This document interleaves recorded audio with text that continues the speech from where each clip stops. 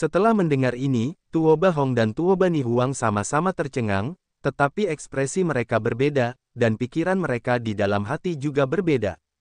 Tuo Bani Huang khawatir, tetapi Tuo Bahong bertanya dengan tergesa-gesa, apa yang terjadi? Orang ini sangat menakjubkan. Tingkat ke-6 Kerajaan Jindan dapat membunuh lantai ke-9 wilayah Jindan.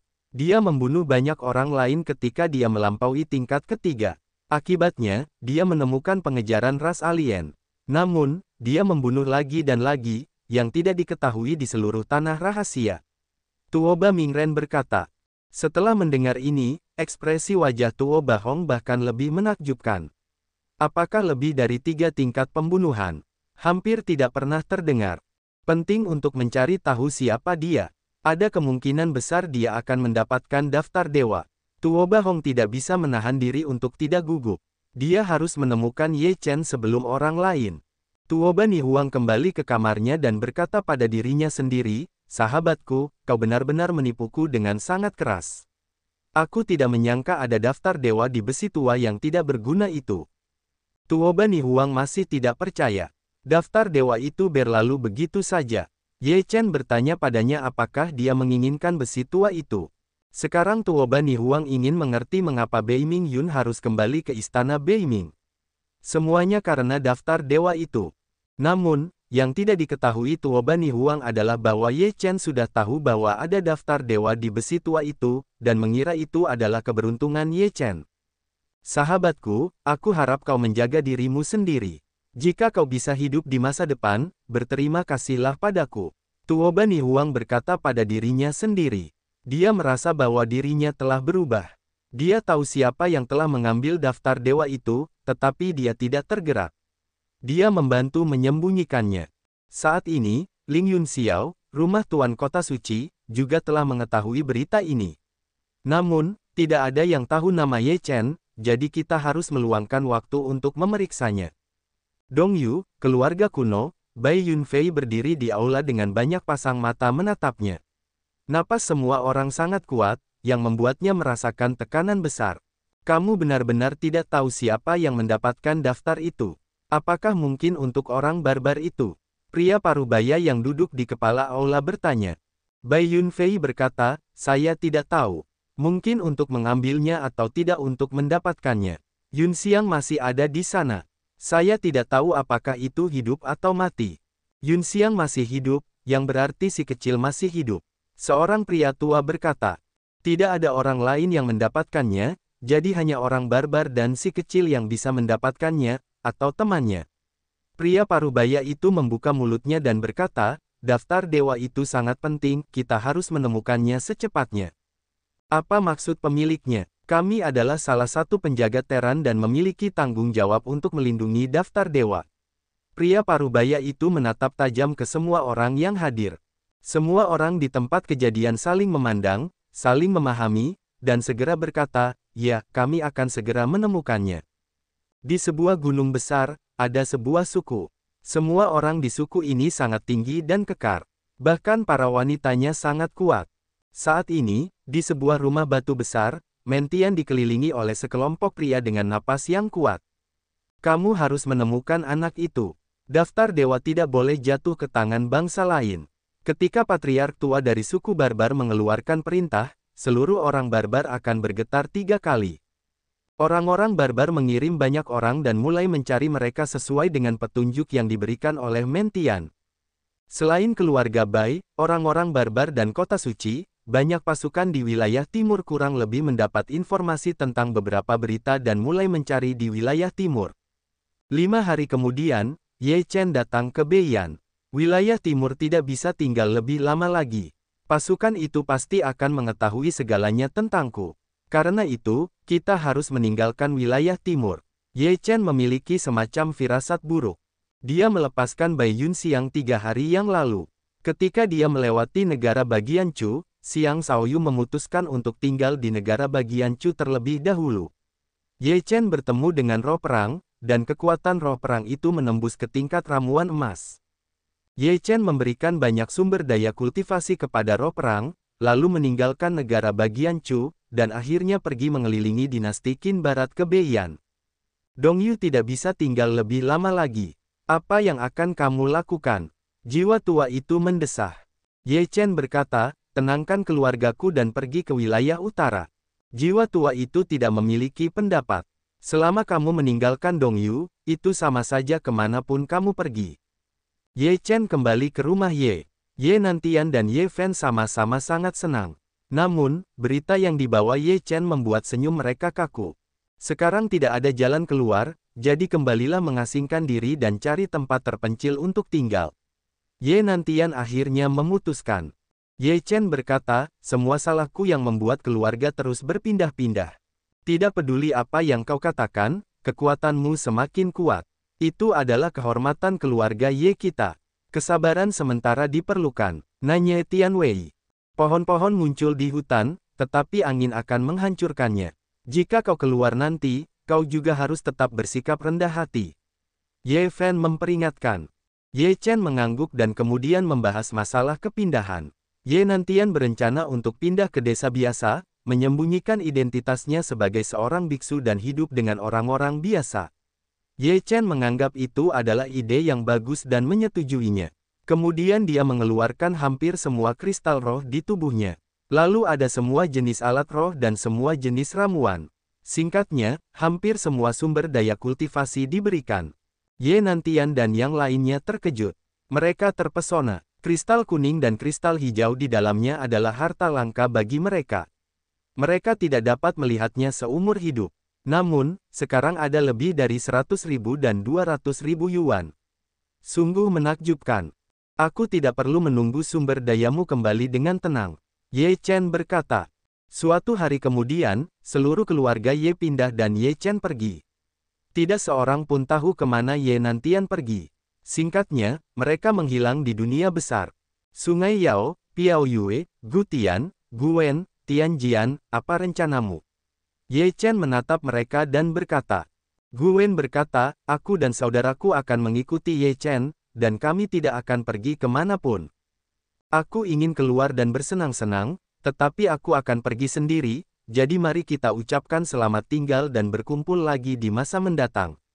Zhao Tianjian tersenyum dan berambisi. Zhao Tianjian pergi. Ye Chen menatap Yao Xi dan Liu Piaoyue dan berkata, aku sangat khawatir kalian berkeliaran sendirian.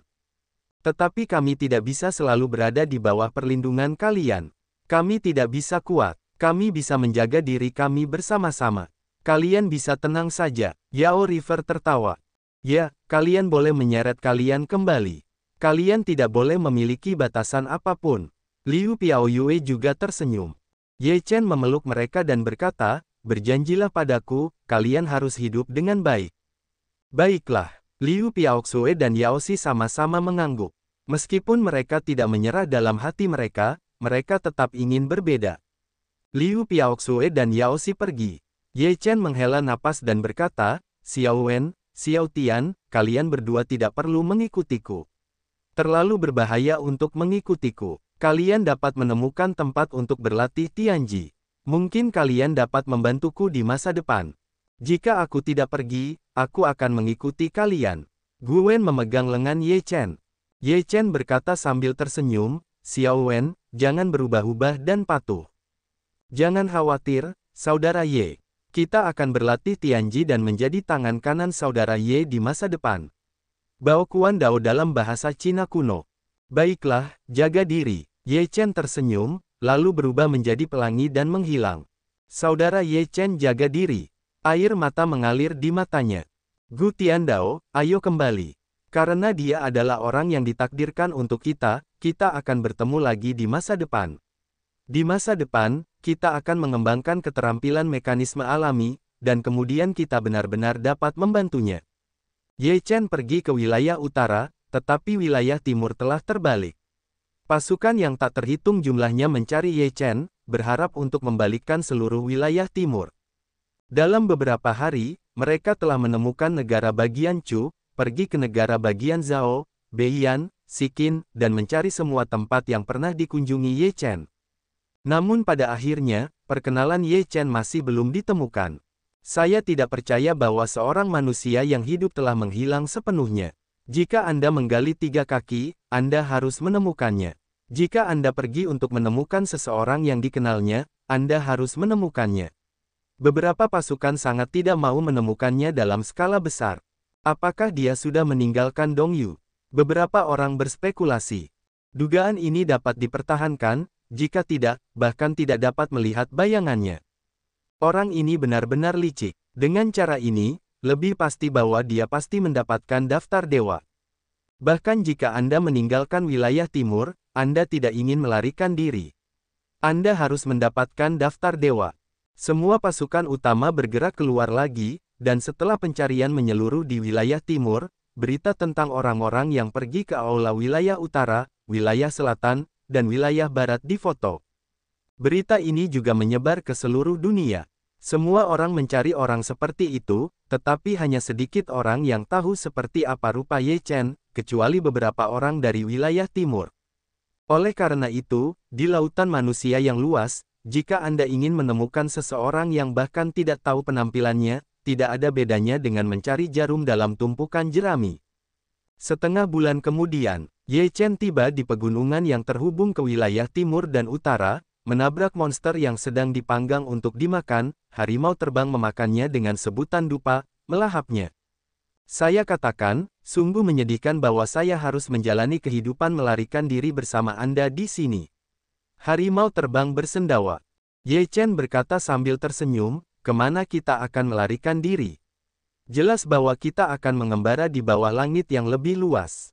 Bukankah Anda mengatakannya dengan buruk? Harimau terbang bersenandung, Anda dari kekasihnya, tetapi juga baik. Sekarang singkirkan gadis kecil Tiongkok kuno itu, saya bisa sedikit lebih menderita. Saya tidak menyangka Anda begitu takut pada Xiao Wen. Ye Chen tertawa, harimau Feitian di tangan Guen, memang sangat menindas. Harimau Feitian berkata, siapa yang takut padanya? Itu adalah kemurahan hati pamanku. Aku tidak peduli padanya. Kalau tidak, aku akan mengatakan bahwa aku menindas gadis itu, dan aku akan dihukum. Ye Chen berkata sambil tersenyum, baiklah, mari kita lanjutkan perjalanan kita, dan jika kita telah melewati pegunungan ini, kita akan dapat mencapai batas wilayah utara. Monster itu datang lagi, larilah. Di sebuah kota kecil, suara auman binatang begitu keras sehingga orang-orang di kota itu ketakutan dan berlarian. Monster, matilah. Seorang anak laki-laki berusia 15 tahun berlari tanpa rasa takut, dengan kekuatan spiritual yang melonjak di tubuhnya. Dapat dilihat bahwa dia adalah seorang biksu yang membangun fondasi. Xiao Fan, kembalilah. Seorang pria parubaya berteriak ngeri dan bergegas ke pemuda itu dengan gegabah. Pada saat itu, pemuda itu memotong monster besar menjadi dua dengan pedang, dan berkata dengan dingin, aku akan memotong kalian semua monster dan membiarkanmu menghancurkan rumahku. Xiao Fan sangat kuat sehingga monster sebesar itu telah ditebas sampai mati. Beberapa anak muda seusianya di kota itu terkejut dan iri. Pria parubaya itu bergegas ke pemuda di depannya dan menghalangi di belakangnya. Dia berteriak, kembalilah padaku. Apakah kamu tahu di sini terlalu berbahaya? Apa yang bisa aku lakukan dengan monster-monster ini? Lihat, bukankah aku telah menebasnya sampai mati? Anak muda tidak peduli dengan Tao. Pria parubaya itu tidak berbicara, sebuah raungan datang, seluruh dunia tampaknya berguncang, monster besar bergegas, di belakang ada lebih dari selusin monster berlari bersama, bumi berguncang, momentum teror. Anak laki-laki itu ketakutan. Wajah pria parubaya itu menjadi bermartabat. Dia berkata, kamu harus pergi dengan cepat dan berikan padaku di sini. Tidak, aku akan bertarung denganmu. Pria muda itu berkata dengan tegas. Pria parubaya itu menamparkan remaja itu dan terbang keluar, lindungi orang-orang di sini. Berkata, pria parubaya itu bergegas ke binatang monster, kepala binatang iblis itu adalah kera hitam besar, meraung bergegas, telapak tangan besar menepuk, memaksa ke Wan Jun. Bunuh! Pria parubaya itu meraung dan memotong dengan pedangnya. Momentumnya meningkat ke ekstrim. Dia bertabrakan dengan kera hitam, dan kekuatan yang kuat pecah. Pria parubaya itu langsung terbang keluar. Dia sama sekali bukan lawan kera hitam itu. Ayah anak laki-laki itu meraung ngeri. Pria parubaya itu terus menerjang, momentumnya bahkan lebih mengerikan, cahaya pedang menyapu, dan terus menebas kera hitam itu melolong, telapak tangannya terkepal, semuanya bisa dihancurkan. Tubuh besar itu melesat keluar seperti embusan angin, dan pria parubaya itu terpental keluar dan memuntahkan darah. Aku membunuhmu. Pria muda itu sangat marah sehingga dia bergegas dan membunuh kera hitam itu. Xiao Fan, kembalilah.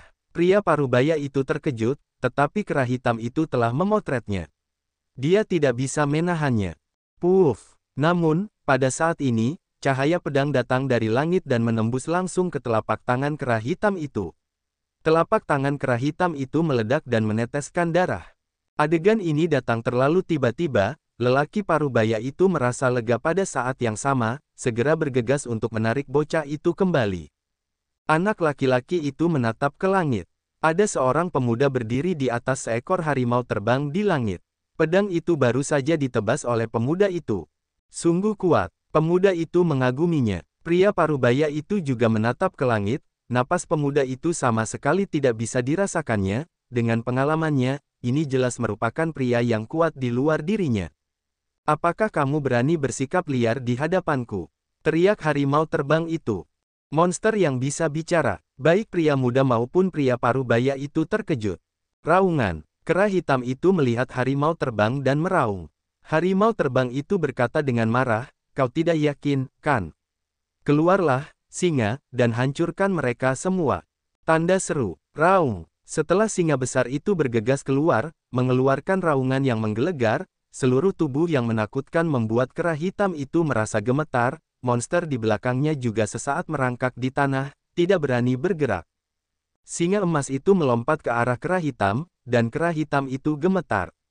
Ia tidak memiliki amarah seperti tadi. Ia dipukuli sampai mati oleh singa emas itu. Raung. Singa suci Jin Yan meraung, dan semua monster lainnya lari ketakutan. Semua monster lari, semua orang tercengang dan semua mata mereka tertuju pada harimau terbang dan Ye Chen. Terima kasih telah menyelamatkan hidupmu. Semua orang di kota itu membungkuk dan berterima kasih kepada Ye Chen.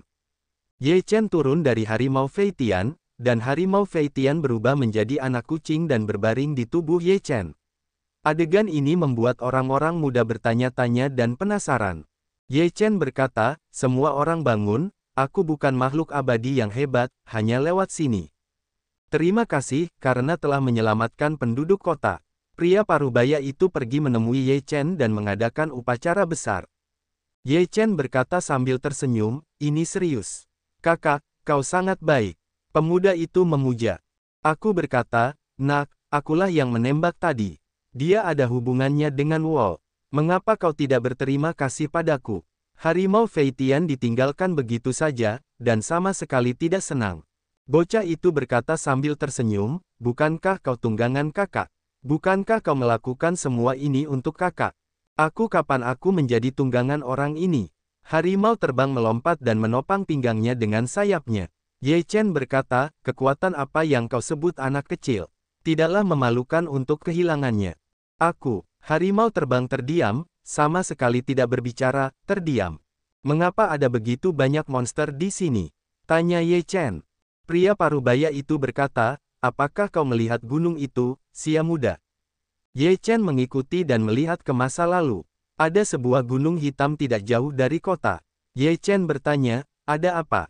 Ada banyak monster di gunung itu. Mereka akan turun dengan cepat sesekali, dan mereka tidak akan mengganggu orang-orang di sini. Pria parubaya itu berkata, dahulu kala, gunung ini disebut Gunung Suci.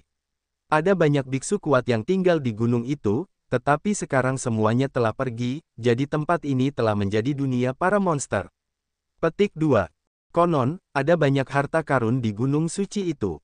Beberapa orang mendapatkan harta karun di Gunung Suci itu, jadi mereka menjadi biksu kuat. Kakekku dulu mendapatkan kitab suci di Gunung Suci itu. Itulah sebabnya kami tahu cara berlatih. Setelah mendengar perkataan pria parubaya itu, Ye Chen merasa bahwa Gunung Sensan benar-benar tidak sederhana. Dia harus masuk dan mencari tahu. Pada usia seperti ini, aku telah mencapai tingkat membangun fondasi, dan bakatku benar-benar bagus. Harimau terbang itu menatap pemuda itu. Ye Chen juga menatap pemuda itu. Bakat ini benar-benar langka. Jika ada sumber daya yang lebih baik untuk berkultivasi, dia pasti akan menjadi orang kuat di masa depan. Siapa namamu? Apakah kamu ingin menjadi orang yang lebih kuat? Hati Ye Chen berbinar, lalu bertanya sambil tersenyum. Pemuda itu mengangguk penuh semangat dan berkata, "Namaku Yun Fan. Aku ingin menjadi orang yang kuat seperti kakak. Aku akan memberimu kesempatan. Aku akan menerima muridku atas nama guruku dan menjadi adik seperguruanku. Apakah kamu ingin?" Ye Chen bertanya sambil tersenyum. Pria parubaya itu sangat gembira ketika mendengar ucapan itu, dan bahkan berkata, "Jangan pergi menemui guru segera." Yun Fan segera berlutut. Ye Chen menggendongnya dan berkata, "Aku akan membicarakannya nanti. Aku akan menerima muridku atas nama guruku. Ketika aku bertemu guruku, akan lebih baik untuk belajar darinya lagi." Yun Fan sangat senang. Ye Chen berkata, "Sekarang kamu juga murid terdaftar dari guru. Aku akan memberimu beberapa sumber daya kultivasi. Kamu pandai berlatih. Aku akan datang kepadamu di masa depan." Ye Chen berkata bahwa dia memberikan banyak cairan supernatural kepada Yun Fan, dan kemudian memberinya sebotol kecil saripati darah naga. "Terima kasih banyak." Fan Yun bersemangat. Ye Chen mengangguk sedikit, dan kemudian melihat ke Gunung Suci dan berkata, "Jaga aku." "Kakak seperguruan, apakah kamu akan pergi begitu cepat?" Yun Fan tidak menyerah. Ye Chen berkata, "Aku punya hal lain. Sampai jumpa nanti." Ye Chen pergi dan langsung menuju gunung. Mengapa gunungnya hitam? Harimau terbang adalah cara yang luar biasa. Ye Chen juga merasa aneh, meskipun pepohonannya rimbun, tetapi terlihat hitam dan sangat aneh. Ye Chen memasuki Gunung Suci. Dia merasakan aura yang kuat melonjak saat ini, dia terkejut, tidak heran monsternya begitu kuat. Aura di dalamnya begitu kaya. "Nenek, monster-monster ini benar-benar senang." Flying Tiger merasa iri. Ye Chen berkata, "Jadi pasti ada yang salah dengan tempat ini. Mengapa tempat yang penuh aura seperti ini ditinggalkan? Siapa orang-orang itu?" Sepanjang jalan, Ye Chen melepaskan aura yang kuat, dan monster-monster di gunung tidak berani mendekatinya. Ketika mereka merasakan napas, mereka lari. Segera setelah itu, Ye Chen menemukan sebuah gua. Begitu dia memasuki gua, dia mendengar suara gemuruh. Seekor iblis serigala bergegas keluar dan dibunuh oleh Ye Chen. Setelah Ye Chen memasuki gua, dia bertemu banyak monster, tetapi setelah merasakan napas Ye Chen, mereka semua merangkak di tanah dan tidak berani bergerak. Gua itu berantakan, ada tulang-tulang monster di mana-mana, semua benda dihancurkan oleh monster-monster ini. Namun, Ye Chen menemukan beberapa tulisan tangan di gua itu, dan dia sudah bingung. Namun, dia melihat dua kata, "Protos." Di dalam hatinya, Ye Chen terkejut, apakah para biksu di sini pernah menjadi protos? Gunung Suci, protos pasti ada hubungannya. Harimau terbang berpikir dan mengangguk. Ye Chen bertanya-tanya, mengapa protos meninggalkan tempat ini? Apakah karena orang-orang di wilayah utara menemukan keberadaan mereka dan mengusir mereka? Ye Chen berjalan keluar dari gua, berpikir sambil berjalan, dan kemudian terus mencari petunjuk. Karena protos pernah ada di sini, kuil apa yang tertinggal? Pergi dan cari tahu. Ye Chen mencari-cari di sekitar Gunung Suci dan akhirnya menemukan beberapa kuil bobrok di dekat puncak jalan. Kuil-kuil ini sudah tua dan bobrok, dengan tulang-tulang monster. Ye Chen memperkirakan secara kasar bahwa setidaknya ada 7 kuil, yang masing-masing tidak kecil. Siapa itu? Tiba-tiba, sebuah teriakan datang. Seorang pemuda berjubah tinta muncul di depan Ye Chen. Ye Chen tertegun sejenak, bagaimana mungkin ada seseorang di sini? Saya di sini untuk melihat-lihat. Saya seharusnya berada di perahu yang sama dengan Yang Mulia. Ye Chen mengepalkan tinjunya dan tertawa. Pemuda Mopao menatap Ye Chen dan berkata dengan suara dingin, "Siapa orang yang sama denganmu? Ini wilayah kami, pergi segera. Kalau tidak, jangan salahkan aku karena bersikap kasar. Kami berbicara kepadamu dengan suara yang bagus. Kamu tidak perlu bersulang atau tidak makan atau dihukum. Harimau terbang tidak memiliki saluran udara yang baik. Jika kau berani bicara seperti itu padaku, kau akan mati." Pemuda berpakaian Mopao sangat marah, jadi dia mulai membunuh Ye Chen. Ye Chen mendengus dingin dan menamparnya. Kekuatan dahsyat itu langsung menerbangkan pemuda itu keluar dari jubah tinta. Satu sisi wajahnya hancur berkeping-keping. Puff! Pemuda itu memuntahkan darah dan ketakutan. Kali ini dia menendang pelat besi itu. Dia bangkit dengan tergesa-gesa dan bergegas ke kejauhan, berteriak, "Paman, tolong aku." Di sebuah kuil yang bobrok, bang, meledak dari sebuah sosok. Seorang pria parubaya yang juga mengenakan jubah hitam muncul. Melihat wajah pemuda itu membusuk, dia menjadi marah. "Jika kau berani menyakiti murid-murid Mohisku, kau sudah lelah hidup." Pria parubaya berjubah tinta itu berteriak keras dan mengeluarkan napas yang kuat. Dia mengayunkan pedangnya dan menebasnya ke arah Ye Chen. Ye Chen mendengus dingin. Itu masih sebuah tamparan. Kekuatan teror melonjak masuk dan menghancurkan serangan dari pria parubaya berjubah tinta itu. Satu tamparan menerbangkan kipas itu. "Paman!" Pemuda di Mo Pao ketakutan dan berteriak. "Puff!" Pria parubaya berjubah tinta itu memuntahkan darah dan menatap Ye Chen dengan ngeri. Tanpa diduga, Ye Chen begitu muda dan kuat. "Apa yang kau lakukan di sini?" Ye Chen berkata dengan dingin. Pria parubaya di Mo Pao tahu bahwa Ye Chen tidak mudah terprovokasi, dan dia akan kehilangan nyawanya di sini. Dia segera berkata, "Kami menemukan istana bawah tanah di sini dan berlatih di sini." Istana bawah tanah. Alis Ye Chen sedikit berkerut, berkata, "Bawa aku masuk." Pria muda itu segera menganggukkan kepalanya, lalu menatapnya. Pria muda itu menyadari bahwa dia pergi dengan cepat setelah pria parubaya dan Ye Chen memasuki istana bawah tanah. Di istana yang bobrok, ada lubang besar. Ye Chen dan pria parubaya berjubah tinta memasuki gua. Di dalamnya ada istana bawah tanah. Ye Chen langsung merasakan bahwa aura di dalam lebih kaya daripada di atas. "Apa yang ada di sini?" tanya Ye Chen. Pria parubaya di Mo Pao ragu-ragu sejenak. Melihat mata dingin Ye Chen, dia segera berkata, "Ada mata air spiritual di sini." Lingkuan. Ye Chen tersenyum dan berjalan di sepanjang tempat di mana aura paling melimpah. Setelah beberapa saat, memang ada mata air spiritual berdiameter sekitar setengah zang yang menghirup aura. "Kapan kamu tahu di sini?" Ye Chen bertanya. "Sudah 2 atau 3 hari." Pria parubaya berjubah tinta bahkan sibuk. Ye Chen bersenandung, "Apakah kamu ingin memakan mata air spiritual ini sendirian dengan pria itu? Jadi aku tidak memberi tahu keluargamu tentang lingkuan." "Aku." Pria parubaya berjubah tinta tidak bisa berkata-kata. Ye Chen mendengus, kekuatan jiwa mengalir keluar, dan langsung memasuki pikiran pria parubaya itu. Pria parubaya itu terkejut dan langsung kehilangan kesadaran. Ketika dia bangun, dia tidak melakukan apa-apa dengan matanya. Ye Chen berkata, "Keluarlah dan awasi. Tidak seorang pun bisa membiarkan mereka masuk kecuali kamu sudah mati."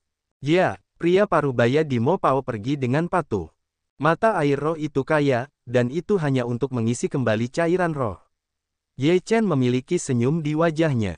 Pria tua jiwa itu juga haha tersenyum lurus, baru saja datang ke wilayah utara untuk bertemu dengan hal yang begitu baik, keberuntungan ini benar-benar tidak baik secara umum. "Biarkan aku kecanduan dulu." Harimau terbang berlari keluar, berbaring di tepi mata air roh mulai menyedot. Ye Chen berjalan ke tepi mata air, dan 8 diagram Taiji menutupi mata air dan mulai menyerapnya dengan gila-gilaan. "Aku menyeka, begitu cepat, tinggalkan lebih banyak untukku."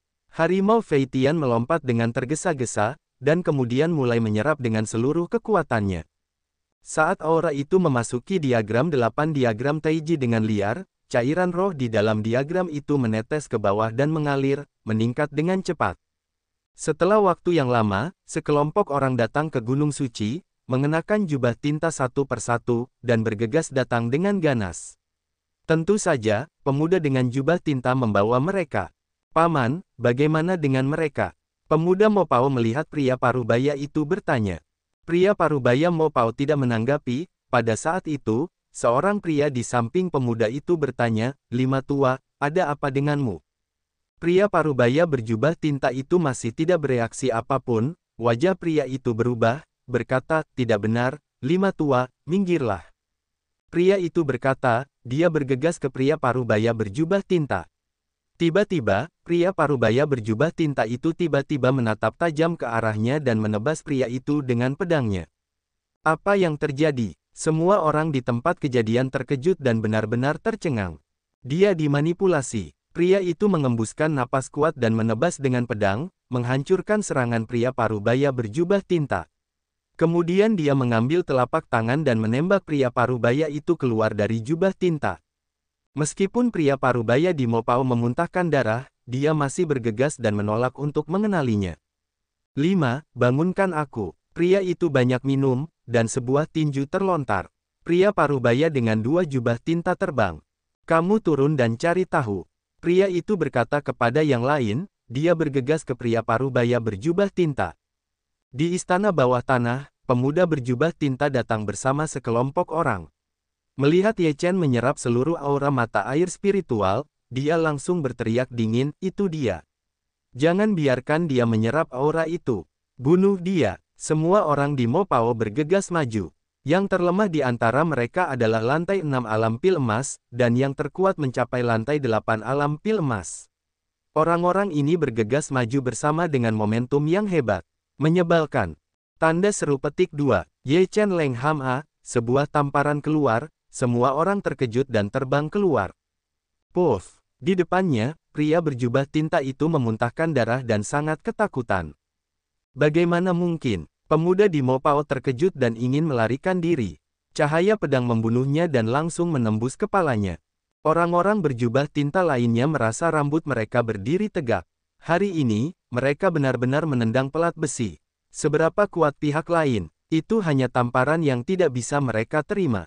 Pada saat ini, wajah pria Mopao yang sangat jelek muncul di istana bawah tanah. Ada darah di tubuhnya, tetapi itu bukan dia. Jelas, dia telah membunuh pria parubaya berjubah tinta. Ketika dia tiba di istana bawah tanah dan melihat pemandangan ini, wajahnya tiba-tiba menjadi suram. Dia melihat mayat pria muda berjubah tinta di tanah dan berteriak, anak awan. Ada apa denganmu sampah? Pria Mopao meraung. Tuan keempat, orang ini sangat kuat. Seorang pria berjubah tinta mengejutkan orang-orang. Pria berjubah Mo melotot ke arah Ye Chen, yang sama sekali tidak memperhatikannya. Dia sangat marah dan membunuhnya dengan minuman keras. Mata Ye Chen terbuka, sebuah pukulan keluar, kekuatan yang kuat menghantam keluar, seluruh istana bawah tanah akan bergetar. Bang! Wajah pria Mopao berubah sangat, tubuhnya terkejut untuk terbang keluar, menatap Ye Chen dengan kaget. Kamu berikan padaku. Pria Mopao tahu kekuatan Ye Chen, dan segera minum kepada orang-orang Mopao lainnya. Di mana orang-orang berjubah tinta itu berani bertarung? Apakah mereka tidak mencari kematian?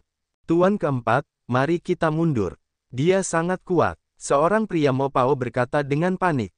Bajingan, apa yang kamu makan ketika kita dibesarkan oleh keluarga Mohis?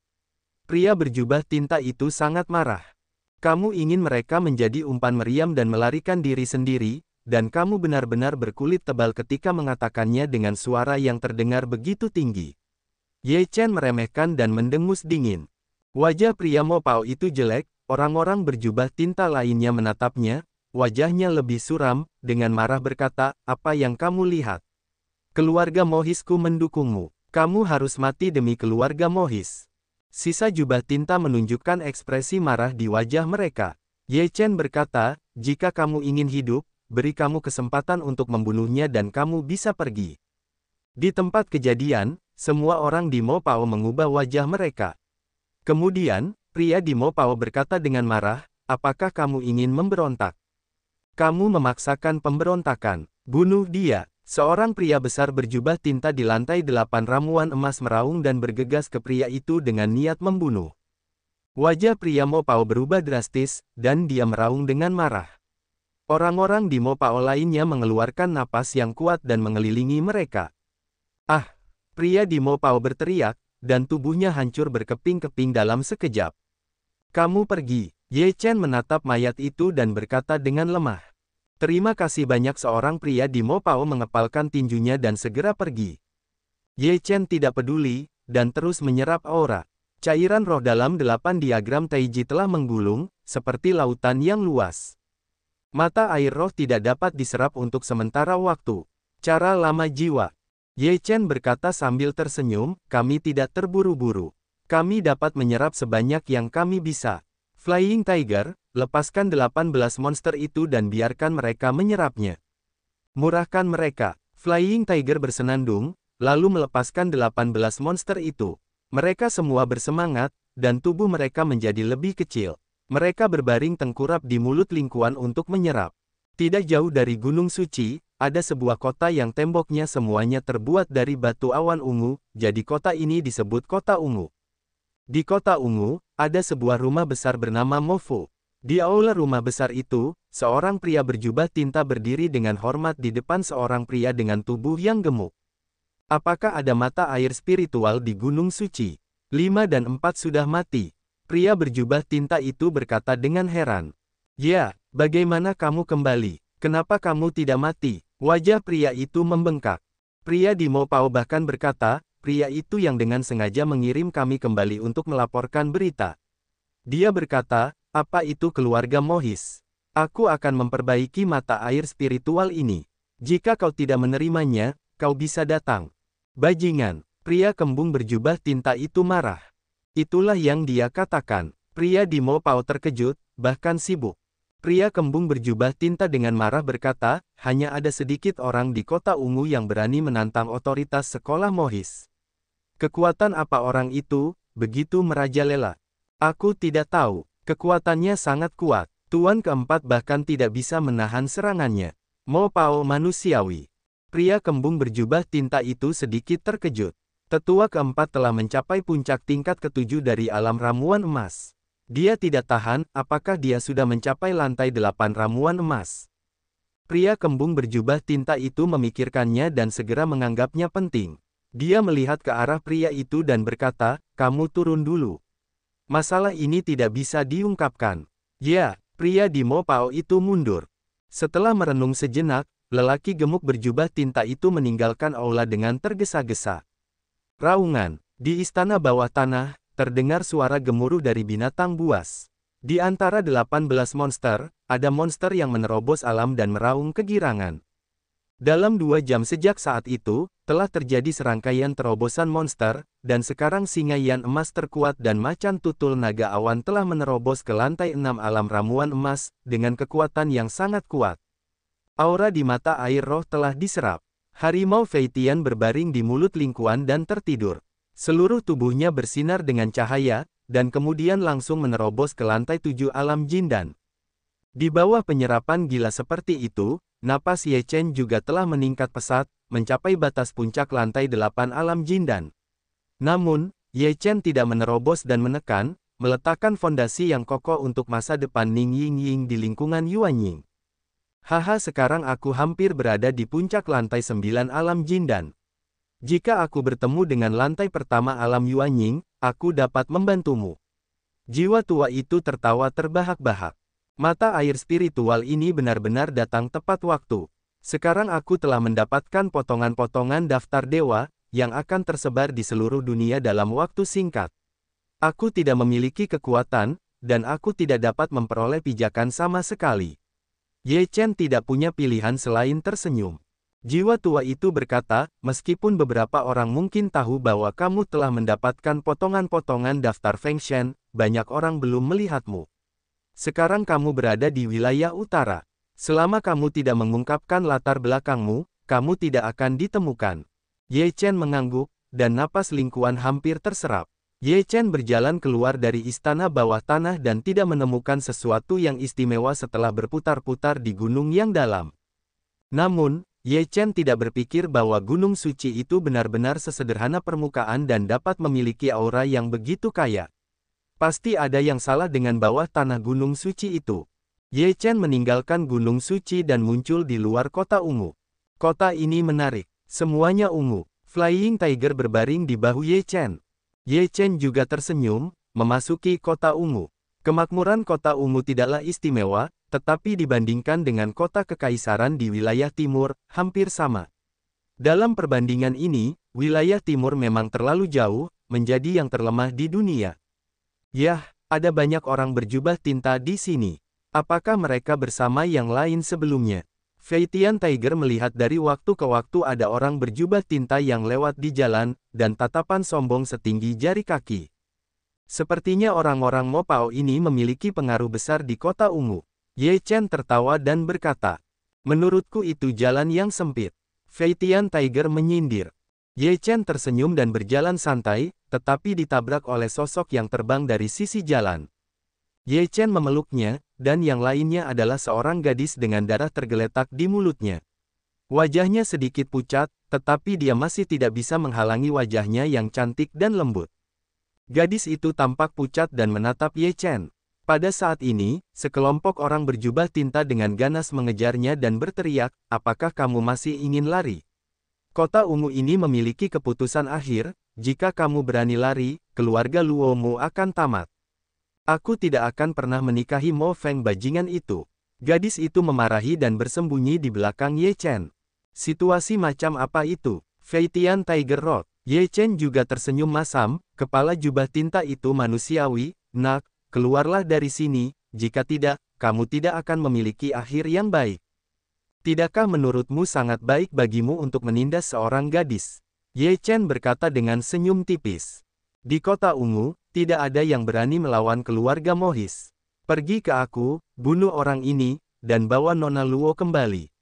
Kepala pria berjubah hitam itu mendengus dingin, dan pria berpakaian hitam itu segera bergegas ke belakangnya. Ye Chen menamparkan tangannya di masa lalu, dan kekuatan yang kuat langsung terbang keluar dari kepala pria berjubah tinta, setengah dari wajahnya hilang. Orang-orang berjubah tinta lainnya dikejutkan oleh gempa susulan dan jatuh berkeping-keping.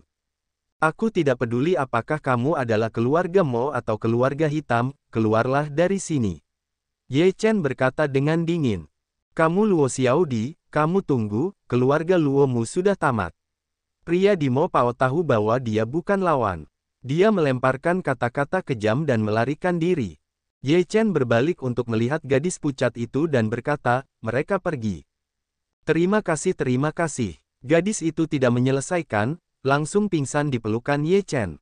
Ye Chen menghela nafas. Tampaknya dia terluka parah. Dia menggendong gadis itu dan pergi ke sebuah penginapan untuk meminta kamar. Dia meletakkan gadis itu di tempat tidur dan meminum pil penyembuh untuknya. "Yanfu, anak laki-lakimu benar-benar tidak dangkal, bagaimana wanita cantik suka melemparkan lengan mereka padamu." Flying Tiger di samping tersenyum buruk. Ye Chen berkata, "Apakah kamu iri? Aku iri padamu. Selama aku mau, ada banyak harimau." Kepala harimau terbang tinggi dan bangga. Ye Chen tertawa dan berkata, "Harimau betina tidak mudah terpancing, terutama pantatnya yang tidak bisa disentuh." Saat berbicara, Luo Xiaodi membuka matanya sedikit, melihat bahwa dia ada di dalam ruangan dan segera duduk. Ye Chen melihatnya bangun dan berkata, "Apa yang terjadi dengan orang-orang Mohis tadi?" Luo Xiaodi melihat Ye Chen dan turun dari tempat tidur dan berkata, "Terima kasih atas bantuanmu." "Tidak apa-apa, itu hanya masalah mencabut pisau saat melihat jalan yang kasar." Ye Chen tersenyum tipis dan memberi isyarat kepada Luo Xiaodi untuk duduk. Luo Xiaodi berkata, "Keluarga Mohis adalah keluarga terbesar di Zicheng, yang kuat bagaikan awan. Selama mereka menginginkan semua yang mereka inginkan, tidak ada yang berani melawan Mohis di kota ungu. Semuanya mengikuti mereka. Keluarga Mohis menyukaimu, dan kamu tidak mau, jadi kamu melarikan diri." Ye Chen menatap Luo Xiaodi. Luo Xiaodi mengangguk dan berkata, "Mo Feng, putra tertua keluarga Mohis, ingin menikahiku, tetapi aku tidak ingin menikah. Dia seorang playboy. Dia menikahiku hanya untuk sesaat." Petik 2. "Tetapi, ku dengar, keluarga Luo akan menderita karena ini." Ye Chen berkata. Luo Xiaodi tersadar dan segera berkata, "Aku ingin kembali. Orang-orang Mohis tidak akan membiarkan kita pergi. Aku akan ikut denganmu." Ye Chen berdiri dan berkata. Luo Xiaodi berkata, "Keluarga Mohis terlalu kuat. Aku tidak ingin melibatkanmu. Biarkan aku yang mengurusnya sendiri." Luo Xiaodi berkata dan pergi. Ye Chen menggelengkan kepalanya dan berkata, "Harimau terbang, menurutmu apa yang harus kulakukan? Apakah kau ingin melihat gadis secantik itu melompat ke dalam api? Aku tidak bisa melihat harimau. Bisakah kau?" Harimau terbang bergegas ke bahu Ye Chen dan berkata, "Demi keadilan, cepatlah." Ye Chen tidak bisa tertawa atau menangis, mengikuti Luo Xiaodi untuk meninggalkan penginapan. Di Zicheng, sebuah halaman dengan tanda Luo Fu tergantung di pintu depan. Sejumlah besar orang Mo Pao berkumpul saat ini. Di depan orang-orang Mo Pao ini, beberapa orang berdiri dengan ketakutan. Mereka semua dari keluarga Luo. Loyang, apakah kau tahu apa yang paling dibenci kakak laki-lakiku? Kepala pria berjubah hitam itu berkata dengan dingin. Keluarga Luo Loyang tampak jelek, menundukkan kepalanya dan berbisik, ini adalah pekerjaan buruk keluarga Luo kita. Ketika Xiaodi kembali, aku secara pribadi akan mengirimnya ke keluarga Mohis. Kakak laki-lakiku berkata bahwa dia tidak peduli dengan wanita yang tidak patuh. Siapapun yang tidak patuh padanya akan mati. Mo Yu menatap Loyang dengan dingin. 3 anak, Xiaodi juga bingung untuk sementara waktu. Kita harus mengirim Xiaodi ke pintu secara langsung dan membiarkan anak tertua menanganinya. Jika tidak, aku bisa memberikan Xiaozi kepada anak tertua. Luo Yue, tuan kedua dari keluarga Luo, menggertakkan giginya. Satu sisi wajah seorang gadis berubah, menggigit sepatah kata pun juga tidak berani mengatakan, air mata telah berada di orbit lingkaran.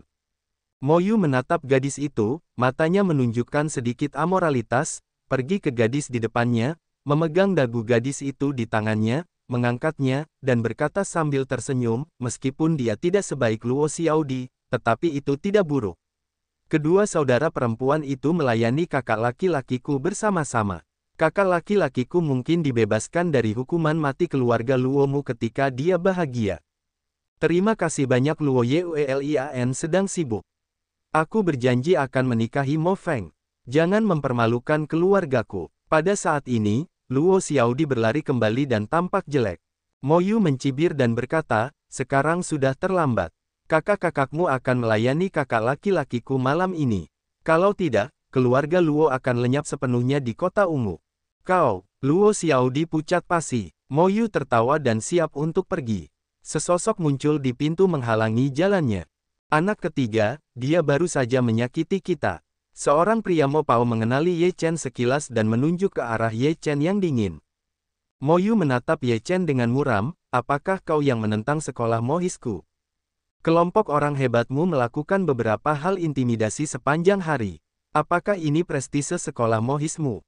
Aku benar-benar membuka mata. Ye Chen mencibir. Jika kau menginginkan seorang pahlawan untuk menyelamatkan kecantikan, kau tidak melihat kebajikanmu sendiri. Kau mencari kematian. Aroma pagi yang kuat menyeruak keluar. Ye Chen berkata sambil tersenyum mengejek, 6 lapis emas jindan. Beraninya kau keluar dengan malu seperti ini. Raut wajah Mo Yu berubah, dan sebelum ia sempat bereaksi, seluruh tubuhnya terbang keluar dan memuntahkan darah. Anak ketiga, semua orang Mo Pao terkejut. Tubuh Ye Chen berkelebat dan muncul di hadapan Mo Yu dengan aneh. Ia menginjak dadanya dan berkata, kembalilah dan beritahu Mo Feng bahwa ia dapat menyelesaikan masalah ini sendiri malam ini, dan tidak seorang pun akan kembali untuk melayaninya. Puff, hujan tinta sekali lagi menyorot mulut besar yang penuh darah, wajahnya sangat jelek, dan ia menggertakkan giginya dan berkata, jika kau menentang aliran Mohis, kau bisa menunggu sampai akhir. Mulutmu masih sangat keras, aku akan membuat mulutmu keras, biarkan mulutmu keras. Harimau Feitian sangat marah sehingga ia melompat ke wajah Mo Yu, yang merupakan tendangan acak, dan bahkan orang tuanya tidak mengenalinya. Ah! Mo Yu berteriak begitu keras hingga yang lain tercengang, dan mereka yang berjubah tinta tidak berani bergerak. Apakah sulit untuk menjawabnya? Kutukan besar Flying Tiger. Mo Yu bahkan tidak bisa berbicara sekarang. Feitian Tiger menendang dengan sembarangan, aku akan menyekanya. Bisakah aku berbicara denganmu? Apakah kamu bodoh? Petik 2. Aku apa aku? Kamu pria yang sangat besar. Kamu masih gagap. Bukankah orang tuamu menyuruhmu untuk berbicara? Feitian Tiger tidak peduli apakah Mo Yu sudah mati atau masih hidup, ini adalah masa kekacauan, sehingga Mo Yu yang setengah mati menyerah begitu saja. Seret pergi anak ketiga dari keluargamu. Jangan biarkan aku melihatnya lagi. Kalau tidak, akan lebih buruk dari sekarang. Flying Tiger mendengus. Orang-orang berjubah hitam itu dengan cepat membawa pergi Mo Yu yang sedang koma. Pada saat ini, keluarga Luo terdiam, dan semua orang melihat ke arah Ye Chen dan Feitian Tiger. Flying Tiger berkata dengan puas, jangan berterima kasih padaku, aku suka membantumu saat kamu melihat jalan yang sulit. Luo yang berkata, kamu baru saja memukul putra ketiga dari keluarga Mo. Apakah kamu tahu berapa banyak masalah yang telah kamu buat? Sekolah Mo sangat kuat di kota ungu sehingga tidak ada yang bisa melawan mereka. Semua orang yang menentang mereka sudah mati. Apakah kamu akan menjadi keluarga Luo? Sudah berakhir. Sekarang semuanya sudah berakhir. Begitu Mo Feng datang, kita semua akan tamat. Tubuh Luo Yue gemetar. Luo Xiaodi, ini semua karena kamu. Jika kamu menikahi Mo Feng dengan patuh, akan ada banyak hal. Luo Xiaozi mengeluh dengan dingin. Wajah Luo Xiao dipucat, dan air matanya mengalir di matanya. Dia sangat sedih. Kakak, kita akan mengirim Xiaodi dan Xiaozi ke sekolah Mohis sekarang. Mungkin masih ada ruang untuk berbalik. Jika angin tinta benar-benar datang, semuanya akan terlambat. Luo Yuelian sedang sibuk. Sekarang, Loyang, hanya ada ruang untuk menyelamatkan. Ayah, aku tidak ingin melayani Mo Feng. Luo Xiaozi menangis terseduh-seduh. Kudengar wanita manapun yang pernah melayani Mo Feng tidak akan memiliki akhir yang baik. Dia sama sekali bukan pria. Apakah kamu ingin semua orang di keluarga Luo mati? Luo besar bulan. Luo Xiaozi menggertakkan giginya dan menunjuk Luo Xiaodi dan berkata, itu semua kamu. Apakah kamu tahu berapa banyak orang yang telah kamu sakiti?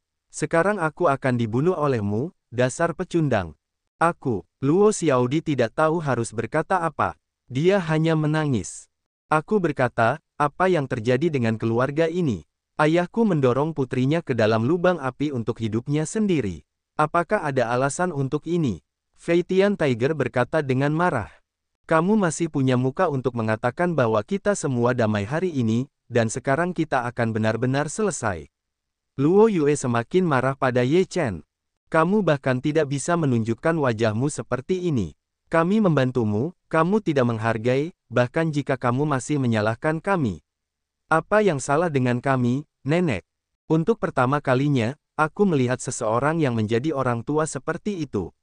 Untuk mencari nafkah, dia tidak akan ragu untuk mendorong putrinya sendiri ke dalam lubang api, tetapi dia juga dibenarkan. Ye Chen menatap Loyang dan Lo Yue dengan dingin, aku di sini hari ini. Tidak seorang pun dari kalian ingin mengirim Xiaodi ke sekolah Mohis. Jika kalian ingin mengirimnya, kirim dia ke masa lalu. Ye Chen menunjuk ke Luo Xiaozi. Kata-kata Luo Xiaozi membuatnya sangat jijik, jadi dia tidak perlu mengendalikan hidup dan mati Luo Xiaozi. Wajah Luo Xiaozi berubah, menunjuk ke Ye Chen dan bersumpah, kaulah yang telah menyakiti keluarga Luo. Kau siapa? Ini adalah masalah keluarga Luoku. Jika bukan karena kau, bagaimana mungkin semuanya menjadi seperti ini sekarang? Kaulah yang telah menyakitiku, dan kau tidak akan mati dengan mudah. Bang! Ye Chen langsung menamparnya, suaranya sangat jelas, meskipun tamparan ini tidak terlalu keras, tetapi cukup menyakitkan bagi Luo Xiaozi. Ye Chen tidak suka memukul wanita, tetapi wanita seperti itu tidak bisa mengalahkannya. Tutup mulutmu, mulai sekarang, jika kamu mengatakan sepatah kata pun, aku akan menamparmu. Ye Chen menatap Luo Xiaozi dengan dingin. Kamu berani memukulku, Bang! Tamparan lain di wajah Luo Xiaozi langsung jatuh ke tanah. Ye Chen berkata, apakah kamu mengerti kata-kataku sekarang? Wajah Luo Yue jelek dan berkata, kamu memiliki keberanian untuk bertindak liar di keluarga Luoku. Bang! Ye Chen menamparkan wajah Luo Yue dan menerbangkan kipasnya, menghantam bebatuan dan menghancurkan bebatuan itu. Puff! Luo Yue memuntahkan darah dan menatap Ye Chen dengan ngeri. Ye Chen berkata dengan nada sinis, apa yang seperti anjing di depan sekolah Mohis layak untuk dipamerkan di hadapanku sekarang. Jika kamu tidak berani berurusan dengan orang luar, kamu hanya tahu bagaimana melakukannya di rumah. Ini adalah keterampilanmu. Aku tidak ada hubungannya dengan keluarga Luo. Aku hanya tahu bahwa Xiaodi tidak dapat pergi ke sekolah Mohis hari ini. Mulut Loyang berkedut beberapa kali, di depan pemuda itu terlalu kuat, dan kekuatannya terlalu mengerikan, mereka tidak punya cara, satu persatu jujur. Ye Chen duduk bersila di halaman keluarga Luo, menunggu angin tinta datang. Loyang dan yang lainnya sangat cemas, tetapi tidak ada cara. Luo Xiaodi duduk di satu sisi tanpa mengucapkan sepatah kata pun. Harimau Fei Tian berbaring di satu sisi dan berkata, jangan khawatir, Mo Feng bukanlah lawan Ye Chen. Bahkan jika kamu menang, bagaimana dengan Mo Feng? Masih ada Mohis yang lebih kuat. Ada anak muda yang kuat di sekolah Mohis.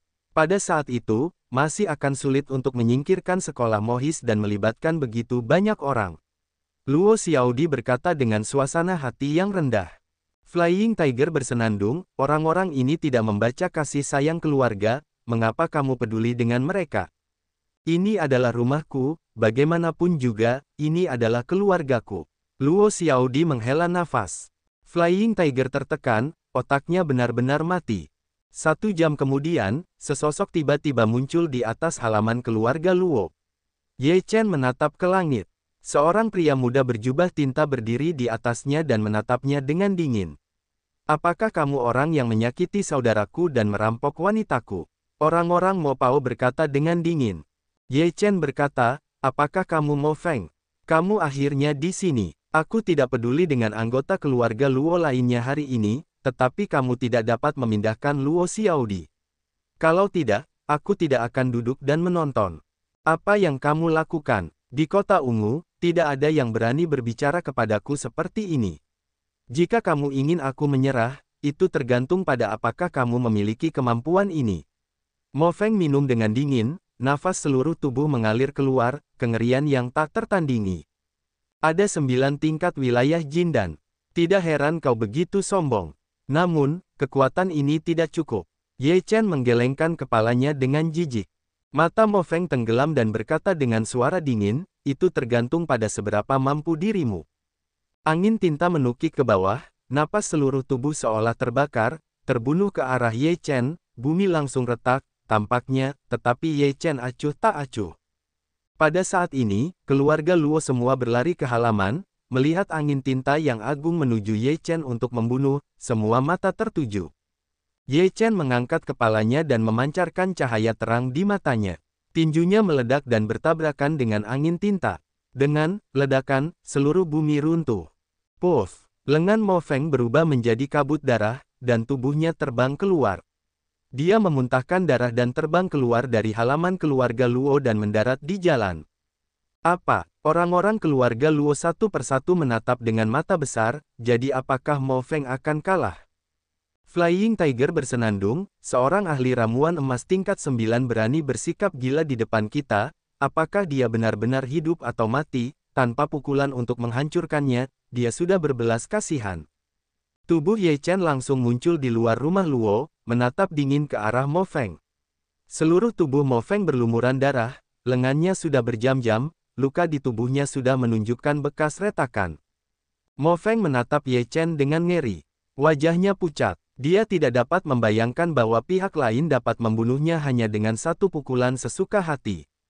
Bukankah ini putra tertua dari sekolah Mohis? Dia terluka di rumah Luo. Keluarga Luo sudah tamat. Di jalan, banyak orang yang menonton dari kejauhan, melihat Mo Feng terluka, berbicara berturut-turut. Aku tidak akan membunuhmu hari ini. Kamu kembali dan beritahu orang-orang tua di keluargamu bahwa jika mereka ingin bertarung, mereka bisa datang. Aku, Ye Chen, menunggu mereka di sini, tetapi konsekuensinya adalah risikomu sendiri. Ye Chen menjatuhkan kalimat ini dan memasuki keluarga Luo. Wajah Mo Feng muram dan tak tertandingi. Dia selalu ingin mendapatkan angin. Dia tidak pernah merasa malu seperti ini. Bagaimana dia bisa menyerah? Setelah Ye Chen kembali ke keluarga Luo, orang-orang dari keluarga Luo masih tak terbayangkan. Melihat Ye Chen, Loyang mendapatkan kembali pikirannya dan bahkan berkata, "Sia muda, silakan duduk di dalam dengan cepat." Ye Chen sama sekali tidak menatapnya. Dia berbalik dan duduk di tanah tanpa mengucapkan sepatah kata pun kepadanya. Wajah Loyang malu, dia juga tahu bahwa Ye Chen mengabaikannya, itu salahnya sendiri, sebelum mengatakan kata-kata seperti itu, siapapun akan marah. Luo Yue dan Luo Xiaozi memiliki wajah yang buruk. Mereka tidak berani mengatakan sepatah kata pun di satu sisi. Jika tidak, hidup Ye Chen hanya masalah kata-kata. Kupu-kupu, kamu. Loyang tidak punya pilihan selain menaruh harapan pada Xiaodi. Luo Xiaodi mendatangi Ye Chen dan berkata, "Kakak Ye, tolong selamatkan keluarga Luo." "Tolong, kupu-kupu kecil." Ye Chen berkata, "Sudah kubilang, aku hanya peduli padamu, orang lain tidak ada hubungannya denganku. Tapi mereka adalah keluargaku. Aku tidak bisa melihat mereka dibunuh oleh kaum Mohis dan mati di depan mataku." Luo Xiaodi berkata, jika kakak Ye menolak untuk menyelamatkan mereka, bagaimana Xiaodi bisa merasa tenang? Lebih baik aku tidak diselamatkan. Kamu begitu baik kepada mereka, Xiao Ye, apakah kamu adil? Demi hidup sendiri, bahkan putrinya pun bisa ditelantarkan sesuka hatinya. Apa yang telah dilakukan ayah seperti itu? Lain kali, jika kamu menemui hal seperti itu lagi, kamu akan tetap dijual. Petik 2. Ye Chen menatap Xiaodi dan teringat Ziyi. Awalnya Ziyi juga begitu, tetapi ayah Ziyi tidak memilikinya. Tetapi bagaimanapun juga, dia adalah ayahku, mereka adalah kerabat dekatku, dan aku tidak dapat melakukan apapun tanpa hati nurani. Luo Xiaodi menundukkan kepalanya. Ye Chen menatap gadis baik hati di depannya, dan berkata dengan senyum tipis, dalam hal ini, aku pasti tidak akan peduli. Luo Xiaodi segera berkata dengan senyum bahagia, terima kasih, Saudara Ye. Terima kasih banyak, Xia Ye muda. Loyang segera maju untuk berpegangan tangan. Ye Chen dengan dingin menyela dan berkata, aku hanya melihat demi Xiaodi. Aku tidak ingin melihatmu sekarang. Kamu membuatku kehilangan selera makan. Ekspresi wajah Loyang kaku, berkata, kalau begitu kita pergi sekarang. Loyang, Lo Yue dan Luo Xiaozi semua mundur dan tidak berani mendekati Ye Chen, yang membuat Ye Chen tidak senang. Tidak peduli apakah mereka hidup atau mati, tidak akan ada tempat untuk menangis. Di malam hari, Ye Chen masih duduk di halaman. Luo Xiaodi membawa makan malam yang mewah dan berkata, kakak Ye, ada sesuatu untuk dimakan. Flying Tiger bergegas, terlepas dari pukul 37.21, dengan gila-gilaan memakannya. Luo Xiaodi berkata dengan tidak senang, Xiao Hu, ini untuk kakak Ye. Jika kamu makan seperti ini, bagaimana kakak Ye bisa makan? Flying Tiger Leng sejenak, salahkan aku.